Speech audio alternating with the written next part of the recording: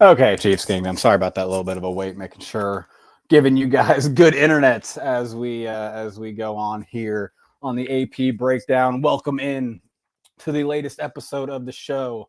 I am Ron Kopp Jr., the contributing editor at arrowheadpride.com, and I try to do this every Tuesday of the season. Hasn't been as fun of a season to do it as previous years if you've been following for a few years.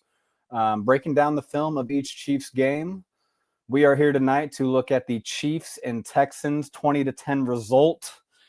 The loss, the seventh loss of the season, that it does feel like put the nail in the coffin. And that's maybe what I'll open here with real quick before we get into the film, that, this did feel like the end. This season there's been so many little things that I have said to myself, and I've probably said on Twitter, that has kind of allowed me to keep hope, right? Whether it is, okay, hey, Worthy and Rice were out for the first part of the season. Let the offense get back in a rhythm. Or, hey, Buffalo, they know us very well. We didn't have a great game plan going into that. Okay. Denver, oh, you know what? They got us that time. Out of a bye week, we were kind of hoping too that would maybe get the win spark. Doesn't do it then. The Colts game kind of had me hoping, okay, maybe this team's just home merchants. Maybe they'd really just need to get home to correct all these mistakes and maybe not have the drops at home, maybe not have the egregious penalties at home. Maybe you finish more drives at home. And what do you know? Sunday just felt like kind of the real true punch, kind of gut punch to a Chiefs fan like me, where this team truly isn't the team that we thought they were going into the season, And I think I've been highlighting the offense quite a bit when I look at the games, and that's why we're going to start with the offense, or we're going to talk about the offense today. I'll tell you, as an analyst of the Chiefs, I do have an excitement for this offseason. And I think a few people have touched on it, but it's truly just because we're getting to a point with the Chiefs where there's no hiding the result, right? The accountability needs to happen. There needs to be accountability for the fact that a Patrick Mahomes team is not in the postseason. There's no major injuries keeping this offense from being who it needs to be. Obviously, now there is offensive line, right? Which that just happened, though. For a lot of this year, the offense as a whole did not have a lot of excuses for why they aren't the offense that is leading a team to the postseason. And now, they have to rely on a lot of else on top of winning out, which, I don't see why anyone would believe that could happen at this point. It could happen. Believe it would happen is really the right way to put it. Let me get my camera angle right here. Oh boy. Oh boy. Oh no, why is it messing with me? I am sorry, all this StreamYard is giving me a little bit of a pain trying to get to the usual camera angle I use to show y'all this clip. Wow, this is annoying. All right, we'll just keep it like this for now. Let me see if there's anything I can do. I am so sorry, y'all. This is usually easy peasy. I get to change it to the camera angle that shows you all the screen, the largest, the biggest. Let's see, new layout. All right, we're gonna do it this way. One second, y'all. Appreciate everyone hanging with me. Oh, there we go. There it is. All right, hey, sweet. All right, we're back. All right, and we're just gonna run through. I got one video, so we don't have to go back and forth through videos. I'll just let this run, and we'll talk about the plays that pop up. And a lot of it is situational. The title of this video is the title for a reason. The Chiefs offense, for whatever reason this season, just fails red zone, fails on third down more often than you'd like, except if it's a third and one, fourth and one, except for the one famous one at the end of this game, which we'll get to. But it just seems like we're not getting anything easy. And it starts with the play calling. Look at 3rd and 4 here, where Mahomes does get the ball tipped and it's a sack, and ooh, that sucks. But watch the routes develop. Watch Xavier Worthy and Travis Kelce over the middle of the field nearly run into each other as they run their routes. That is not how it's supposed to look, I imagine. I talked about, actually, was it a couple weeks ago now, I talked about how releasing vertical as receivers, it can help to kind of be in that bunched formation at first, right? Kind of run tight to each other as you're releasing. It can make it hard on the defenders to not only see where you're going, but just kind of stay with you. But this isn't the case here. You need better spacing than this. If you're going to be dropping back on 3rd and 4, Worthy and Kelsey's route, which again, and I tweeted this something earlier, and this is going to be a theme of this show. I'm not going to act like I know what is supposed to happen on every play. I don't know the play calls. I don't know what everyone's responsibility is on each play. When I see a play that I understand the concept of, I try to explain it.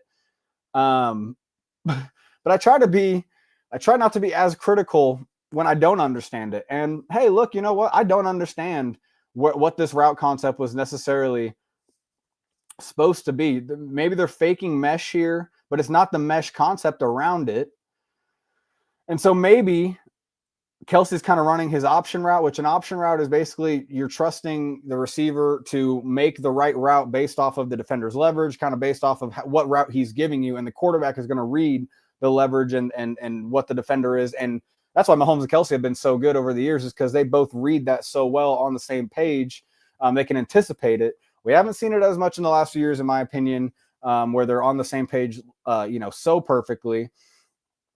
But here, yeah, Kelsey, if this is an option route, he doesn't take the right option. Guy's playing with inside leverage, and he just tries to run into the inside lever. He tries to run past, the direction that defender is kind of already playing, right? You think about maybe here breaking out after that initial move, but then it's a double slant pattern on the back end, which is, again, this is where I just don't even understand. Regardless, you cannot tell me that Mahomes has a great arsenal of options to go to on this play. And I just hate that. Patrick Mahomes deserves some easy buttons every once in a while. This is nowhere near an easy button. There's nothing to do here. Because Jalen Petrie is on Xavier Worthy. Again, he's playing inside leverage. One of these guys needs to break outside. And obviously Worthy is, maybe he's just super slow on his route.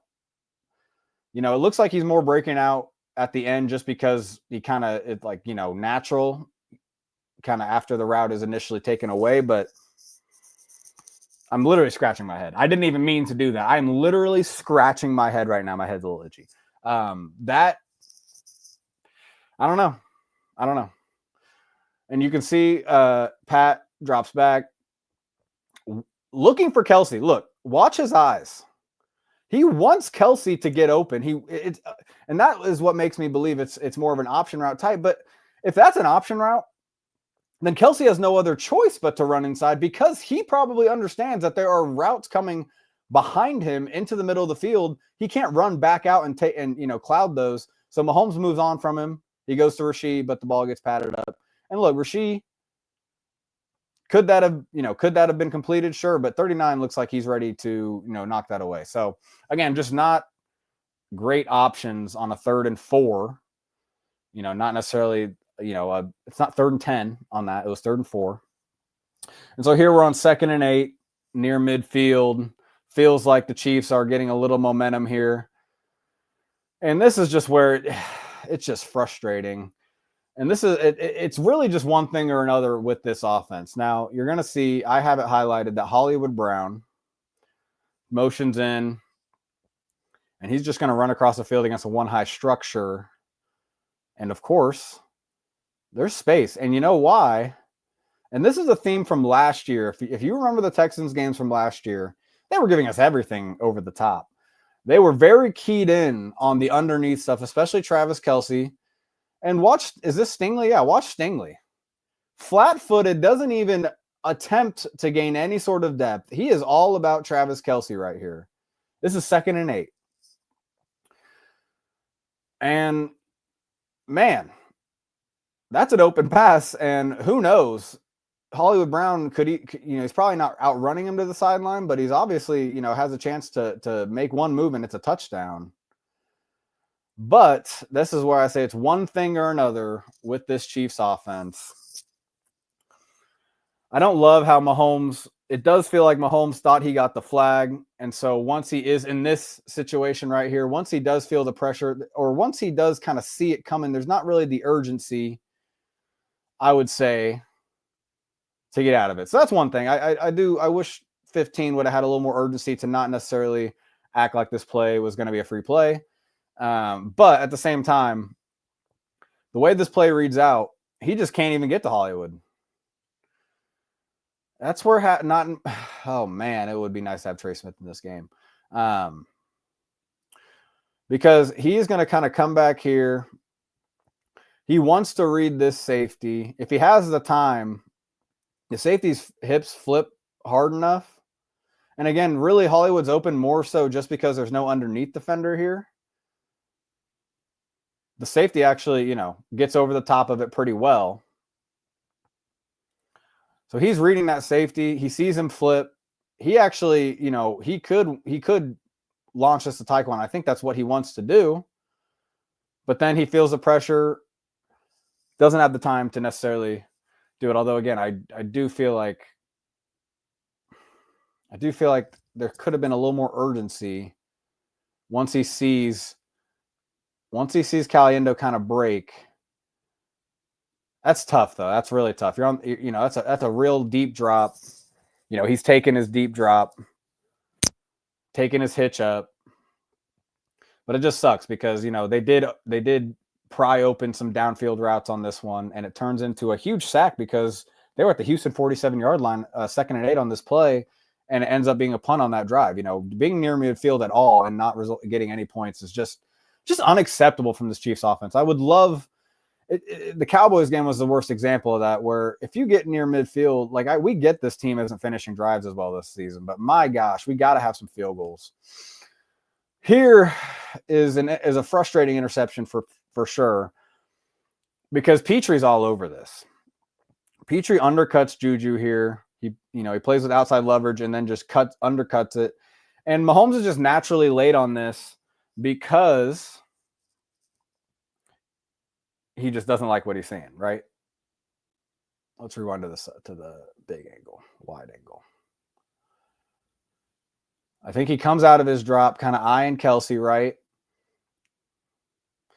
And he comes back to the right side, looking Rasheed potentially, and he gets that linebacker to move. Al-Shahir is reading those eyes, right? He is all over his eyes.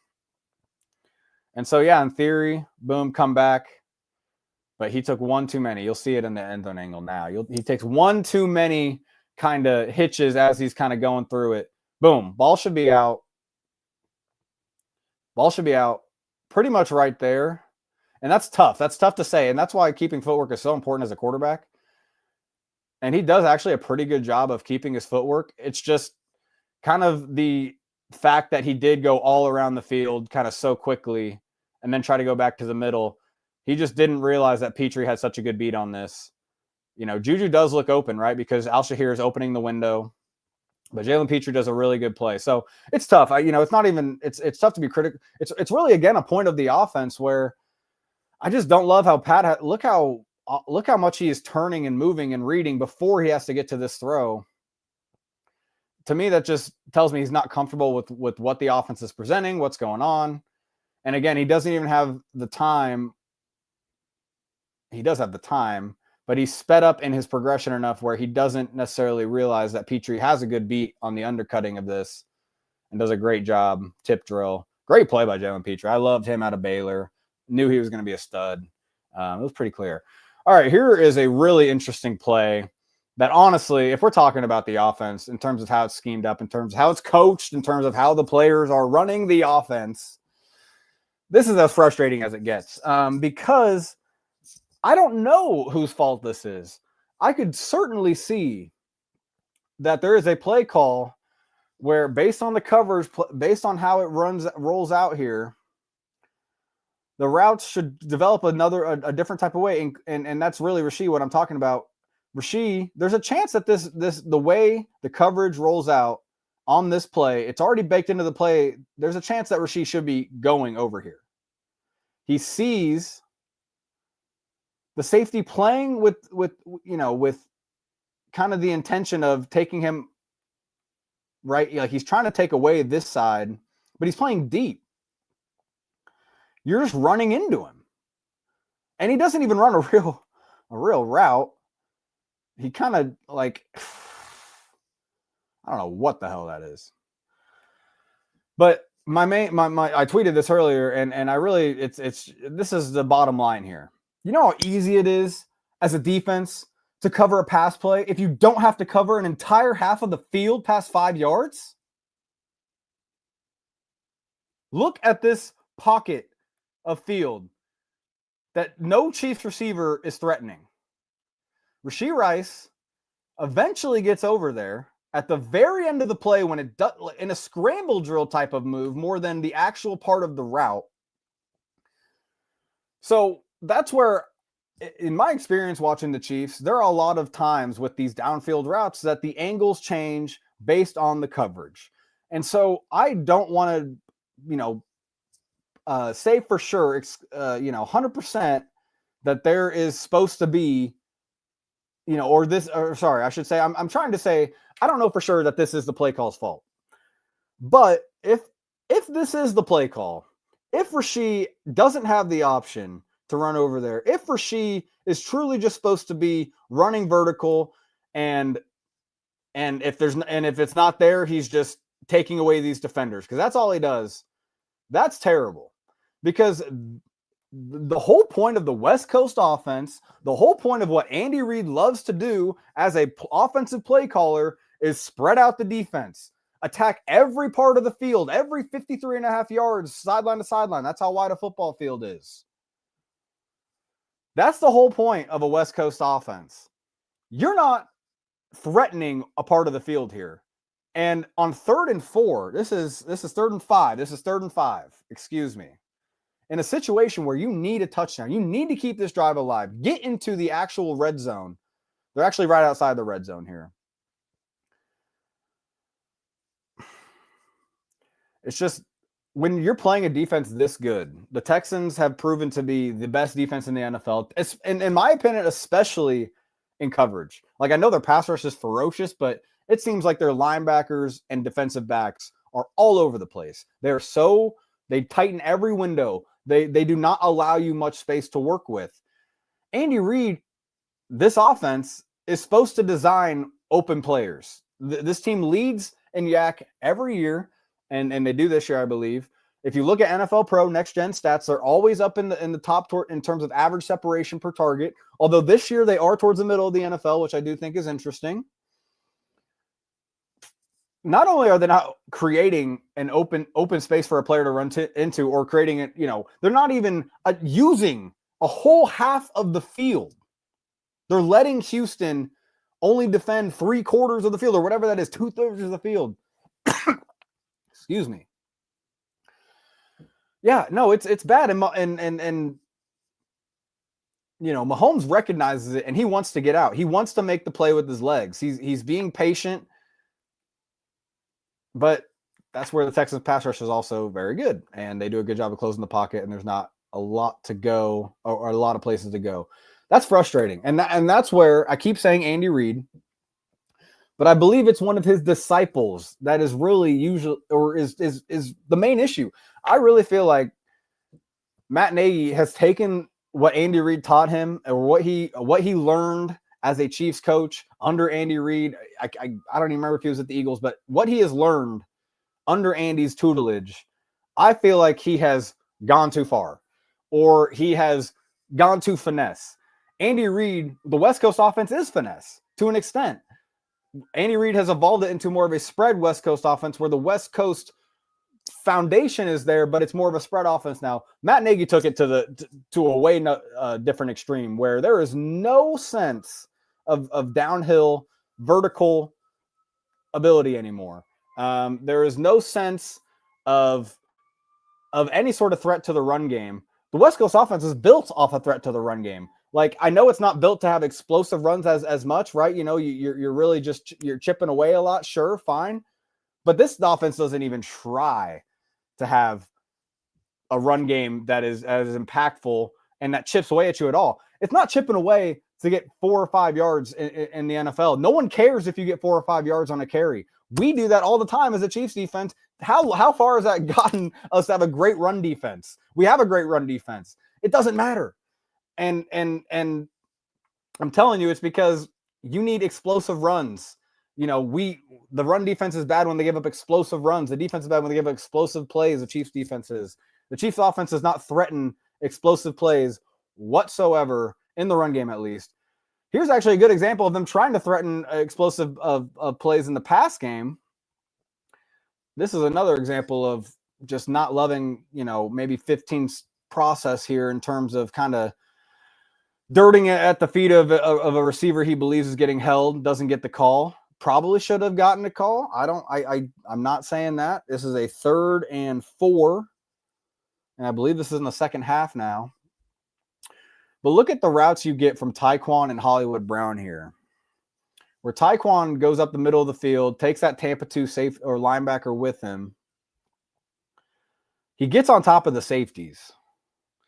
Now, I'm not saying that Mahomes had enough time to get to these players, but it's just this is kind of a repeat of last year to an extent where teams are just someone like the Houston Texans came in with a good defense, said, hey, we'll give you stuff over the top. We're really focused on taking away the underneath. Look at Zero, how he's playing the route in breaking, right, on Tyquan. He plays that route in breaking until Tyquan's basically even with him. And Tyquan gets over the top of that. If Mahomes had the time, it'd be great. He doesn't. That's not the point. Kelsey does get held a little bit here. That's fine. Even Hollywood, though, getting outside, getting on top. This safety, he is over the top, but I feel like he's definitely looking underneath to the point where if there is time, again, I'm just more pointing out, this play is really just pointing out that in this game, the Texans were really playing everything underneath, and fairly so, because, rightfully so, I should say, because the Chiefs did have backup offensive linemen in, as well as Isapol played Esapol. I'm sorry, I do not exactly know how his name is pronounced. I was not around for training camp. I was still on my quarter-life crisis sabbatical. But I know he played well. And so you got to give them credit. But at the same time, there were still crushed pockets. There were still pockets not lasting a very long time. Yeah, no crap. This Houston Texans defense is very good. Okay, let's move on. Let's keep going. This is 3rd and 2 in the third quarter where they did settle for a field goal, tied up the game. But wouldn't have this been nice to get on 3rd down, keep the drive going? This is 3rd and 2, and it's a good concept where you're not gonna the Chiefs do a lot of releasing the running back to the opposite flat, right? Where even if he fakes a handoff or if there's no handoff, it's a token handoff. He usually gets kind of out to the flat on the other side in these situations. And they kind of just flip it on the Texans, right? Where he goes, he kind of redirects, goes to the same side, to the flat. It's just kind of one of those things where, and that's why I didn't include some of the drops in this clip because, drops are drops, right? And we are going to see some of the drops, but yeah, no, this ball could be more in front of him. He can't really take too much more time because you have a guy like Will Anderson who's a freak athlete, coming in right away. And Kelsey can't block him, right? He's not necessarily blocking him. He has to almost act like he's blocking then release, like just for the fact that he can't get OPI, right? It's a play action. He can act like he's blocking at first. He can release after blocking. He can't block as, the play is developing as it's within 1 yard, yada, yada. All that to say, he's trying not to get OPI. Just bad execution. No matter what it is, I'm not blaming one thing or another on this. It just sucks because it's actually a pretty good play call to get Kareem out into the flat. He probably would have ran over that dude, and they probably would have been able to keep that drive alive. Who knows if they score a touchdown? Okay. Here is the fourth quarter where it all went crashing down. So if you're joining now, you're joining at the right time. I did just kind of go on a pretty strong rant, but it has just started, ladies and gentlemen. This is 3rd and 6. Open.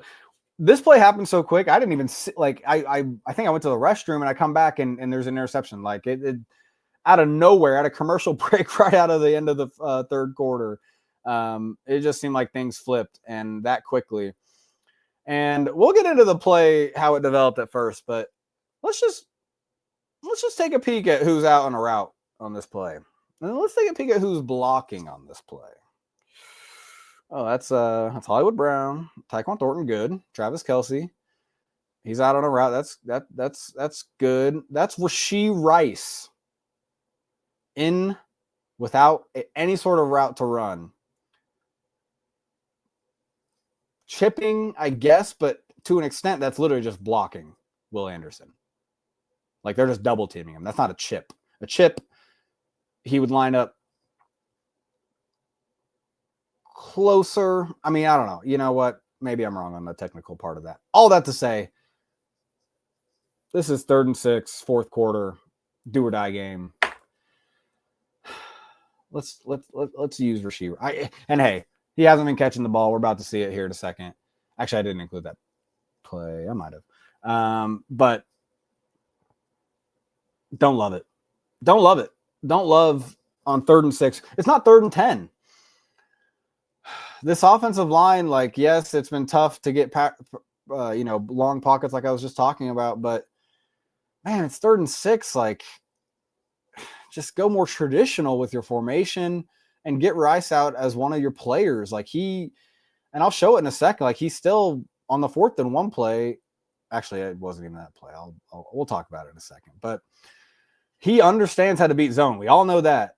And he understands how to get open to an extent. Maybe not if the guy is sticking to him in man coverage. Yes, he has to work on that, but he does know how to get open to an extent. And he's probably one of your best at getting open in terms of, like, again, against the zone. This appears to be a zone coverage. This is kind of a cover 3 look, right? But all right, here's the breakdown of the play. Mahomes, let's see where his eyes are because they should be on the deep safety. He's kind of trying to buy time. The safety gets in conflict because Tyquan and Hollywood are kind of crossing, right? They're switching. Gets in conflict. And boom, it actually works out really well where Tyquan is able to take the deep safety with him, turns to go with him just enough where Hollywood can get on top and run deep. The problem is, which I don't know if Mahomes realized at any point in this play, the cover 3 corner is in beautiful position to play that underneath. And if you're going to throw this ball, it's got to be all the way to the end zone. It can't be whatever this was. And he gets pressured, right? He buys time, sees the pressure coming in. But this is 3rd and 6 again. And 3rd down, like, I don't know. I guess maybe he just believes in his arm that he can throw that far off platform. But, man, by the time, and then step up and sling it. I know that's tough to ask for especially now that when you see 55 starting to come too, or you feel him coming too. And I'm sure he feels 51 coming from the right edge. But I mean, this throw is never going to work. The underneath defender was in perfect position the whole time. Even if he throws it a little further, like, it's an arm punt. So it really doesn't end up being the worst play in the world. It's better than a sack. Probably. They probably get better field position on a sack after the punt than, where he ends up going down with the ball. But I don't know. Just don't love that play to start the 4th quarter in a tight game in a do or die situation. All right. Now we get to 4th and 1.5, right? It was more than 1, I think. And we get here by Mahomes making that incredible scramble, right? Incredible scramble. Incredible scramble. Gets all the way there. And I do think, I think we all can admit, I mean, it's not like this like hot take to say Andy Reid just let the emotions of that moment get to him. And honestly, hey, hand up. I was kind of excited when they went for it. Did I realize it was at the 31-yard line? Not even a little bit. And then when I heard the 31-yard line, I was like, hold up. That was pretty crazy. In a 10-10 game, when your defense has been holding the Texans offense to nothing in the second half. They have been absolutely zero in the second half. I was kind of, I was with, but I'm a fan. And I'm trying to be better at just being an analyst, right? I want to, not necessarily let my fandom emotions get the best of me when I'm covering the game. I don't think I do to an extent. I think I like to just kind of play into it a lot. Not play into it, but kind of, I like being a fan. We all like being fans. It's fun to be a football fan, Andy Reid is the head coach, a very veteran head coach. And man, who was that coach? A college coach said it perfectly recently, where he said, I think it was Mike Elko of Texas A&M. Yes, Mike Elko, where they came back against South Carolina. They were down 30-3 at halftime. Mike Elko said, I am, the players are meant to, I can't remember exactly what he said. Someone look up that quote and make me look smart for referencing it. Basically what he said is the coach's job in those high emotion moments is to stay the same. Because the emotions can change. These are, he was talking about college players. College kids are a lot more emotional than professional football players probably. But I would say fans, players, they are going to have a lot more of emotional spikes, adrenaline than a coach. A coach is supposed to be cool, even keeled. He's supposed to be consistent. He's supposed to be consistent with his strategy. That's Andy Reid's game. It's been his game his entire career, especially in Kansas City. He is as consistent as it gets in terms of the messaging. It's almost annoying how consistent he is with the messaging, with how he runs his program. He let the emotions get to him in a really tight spot, and I think that's worth kind of highlighting. How, this is how this season has worn on him. I've talked about him, or I've tweeted about how I feel like he has been frustrated in press conferences the last couple of weeks, where he is clearly not just taking the blame like he used to whenever they would lose and it would look bad. And it was clearly a bunch of different things. And he would just say, it starts with me, we got to clean these up. I got to go back, blah, blah, blah. He is clearly starting to point to the execution and other things that are not necessarily him. He is starting to point to those things. And I think when you see a moment like this, where it's clear as day that he should trust his defense after a good solid punt that puts them down 80 yards away from the end zone, trust your defense to get another stop. That time of the game, there was about 10 minutes left in the game. You could reasonably say if the Texans, let's say they take 2 minutes off the clock, maybe they get a first down and then punt it away, or however it works. The Chiefs have a chance after that to have the ball, game tied at 10. With the amount of time you have left, you have a chance to go 7 minutes on a drive and kill the clock and win the game with a touchdown or a field goal, in theory. And that's just where this is a really frustrating play. Now let's look at the actual play. First problem with the play. Pretty obvious. 4th and 1.5. Kareem Hunt is the best short yardage back in the NFL. We've heard it all year. Everyone loves to talk about the comparisons to the tush push. I still don't. Steph Kaiser, shout out, did kind of point out, how the stat breaks down. And we together realized that it wasn't better than the tush push at the time. All I'd say, this is 4th and 1.5, and you are not going to threaten with the run at all. That's the first problem. That's a major problem. That's actually the primary problem with this play call, with this decision. Trusting Mahomes on a 4th and 1.5, or trusting this offense, captained by Mahomes on a 4th and 1.5, is not this crazy, egregious idea. It was crazy in the moment, and he even admitted it, right? He let the emotions get to him. He didn't say that, but he admitted that he probably shouldn't have done that in a press conference. The worst part of this play is coming out in empty. Kareem Hunt is lined up as a tight end, basically. Great. He can chip. That's awesome. Sweet. Who cares, though? Run the ball. What happened to that fullback dive play we see all the time? We haven't seen it. We didn't see it this game. They usually have these go-to short yardage plays that they want to run every single time they run into them, and it works every time. This is actually one of them, and they just try to get too creative with it. You're going to get whoever's in the running back position to leak into the opposite flat. I was talking about that earlier, right? And then all these receivers over here are going to try to come inside, bring the defenders inside, and whoever is going out to defend the running back into the flat, the receivers are going to try to get in their way. And so the running back can have an angle to the flat. That's what bears out on this play. First of all, the pressure kind of eliminates the chance for Mahomes to really get to this pass. He could float it over, but it doesn't seem like he's very interested once the ball snapped. So that's great. Your primary route on this play is like not even part of the equation. And so we go back to what the rest of the routes are supposed to do at this point. Now that your primary route is taken away by the pressure, Mahomes probably just can kind of see that Al-Shahir is in that flat ready to go. He can feel that. Al-Shahir had no care for anything inside. He was ready to attack the flat. He knows it's 4th and 1.5. He knows he has to. And guess what? Again, he probably knew this play was coming. Once they motioned someone in the backfield, you know what he thought? Oh, shoot, I bet they're trying to leak this guy into the flat with a trips look coming the other way. Because that's what they do on every goal to go important 3rd or 4th down. We see it a ton in these situations. This is actually the play, the concept play that won them the game last year against Buffalo, that sealed the game against the Buffalo in the AFC Championship. This is the play. And so, yes, it is a good design when it works, but run some more plays or run the ball. Open the playbook, do more stuff. And they ran this play against the Colts on the 2-point conversion. Rashee Rice catches it.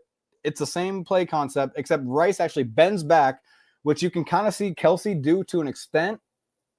Right.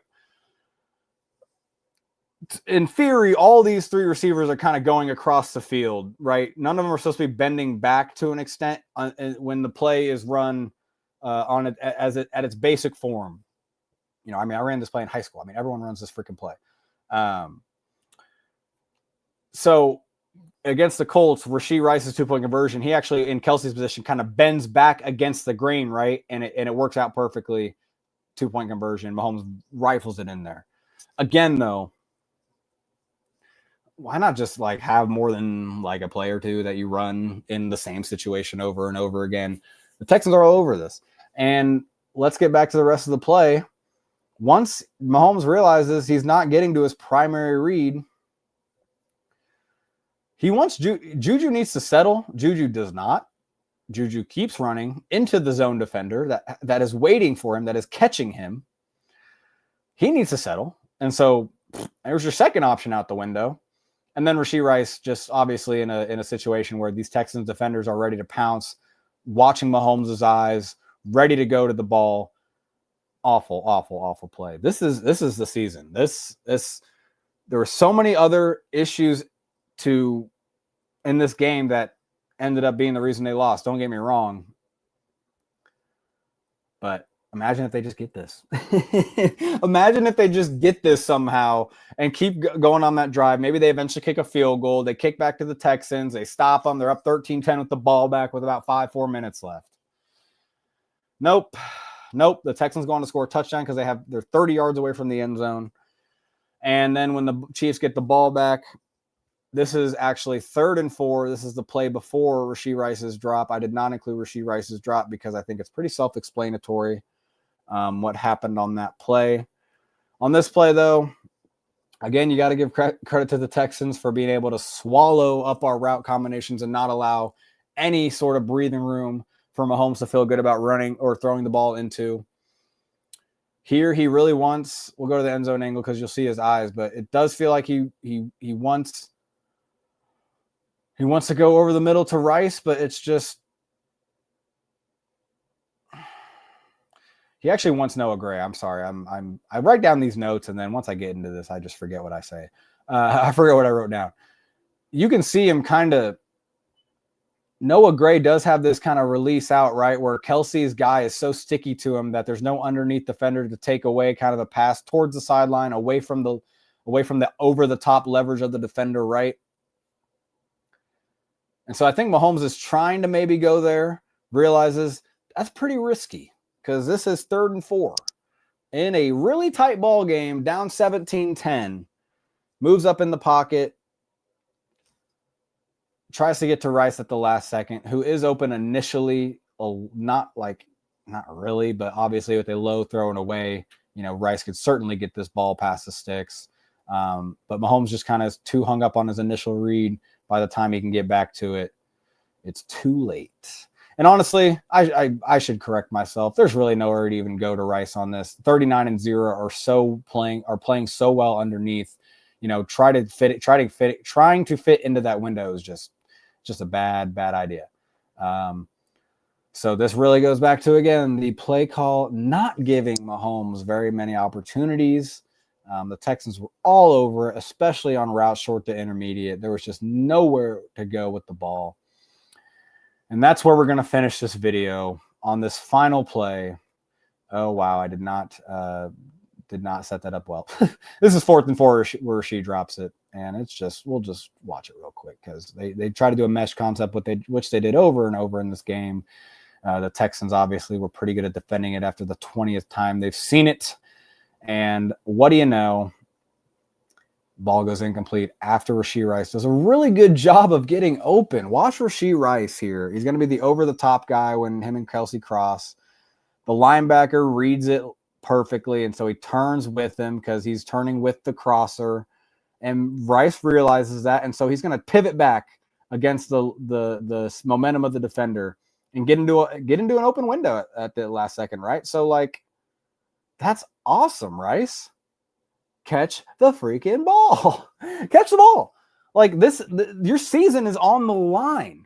And you just dropped the pass last week that resulted in a crucial 4th down miss against Dallas. Or 3rd down. It was 3rd and 8 against Dallas, and they didn't go for it. Obviously, 4th and 8. But yeah, it's dude, great job. Great job. He got himself open for Pat. Just doesn't finish the play. Story of the Chiefs season. Little self-inflicted wounds. And none better than the one that got everyone to get riled up on a Chiefs legend because of this play that shouldn't have even happened last night. If the rest of the game, if there's not shot in the foot there, the 4th and 1 play, the Rice drop we just saw, this play shouldn't have even happened. But since it did happen, we'll break it down. What you get here is Kelsey's really just trying to get outside. He's got Hollywood, it looks like, to kind of help him clear, right? He's clearing the safety, trying to give him space to work outside so that safety isn't right up there when he catches it. He's breaking out away from the defender playing inside leverage. And so the ball, it's a tight ball. It's a tight throw. It's a tight throw.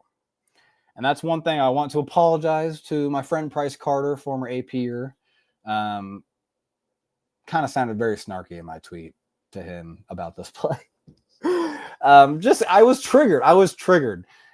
Travis Kelce does not deserve the petty criticism he gets for, again, what I opened this whole thing saying, this play shouldn't have even happened. Rice just dropped a way more important pass. Look where they're at on the field. He catches this pass, great. They still have another 75 yards to go. Rashee Rice drops a pass on 4th and 4 in Houston territory. But Travis is the one that needs to speak to the media afterwards. Travis was the one in the locker room to tell the media, sorry, I don't want to speak right now. Heartbroken because it's his last meaningful football game. He's a human. Wow, who knew? He didn't want to speak to reporters about the worst performance in the Chiefs offensive era, or in the Mahomes era as the Chiefs offense. Yes, he could have played better. The entire team could have played better. Rashee Rice left the locker room before any press was there and didn't want to talk to reporters. Didn't say that to face. He didn't have the nerve to tell that to the reporters. He just walked out before they got there. Travis was just in his uniform, heartbroken, couldn't speak to reporters. But he's soft. Christian Gumminger. Again, I'm triggered again. I love y'all. Shout out Price Carter. Shout out Christian. Let's break down this play, though, and I'll get out of here. I'll stop yelling into your guys' ears. Again, gets the outs. I'm just laughing at myself now. Gets the outside receiver to deepen the safety. And so really the key player here is 39, which plenty of you pointed out to me on Twitter.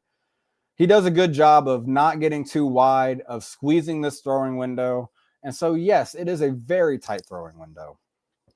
Ball's behind him. Ball's so behind him that he's actually reaching outside of his frame to try to catch it. That's just a recipe for a bobbled pass. And here's the thing, and kind of where my snarky comment, kind of the heart of it was that, yes, like I get that, like criticizing Mahomes' accuracy on this play is like, all right, dude, I get it. I get that that's silly. But especially when the pocket is collapsing on him. I totally get it. But this Texans defense all night was not giving you any open throwing windows. And so when you do have any sort of window, there's not margin for error. This ball needs to be on his body. I'm sorry. Like, Kelce cannot pirouette all the way around, extend his arms all the way to the other side of his body and expect that to, like, you guys can't expect this to be just like easy pitch and catch. If Kelce does make this catch, it's a great catch. And Mahomes is telling him, hey, thank you, because I should have put it more on your numbers. And 39 squeezing this throwing window is not squeezing it enough.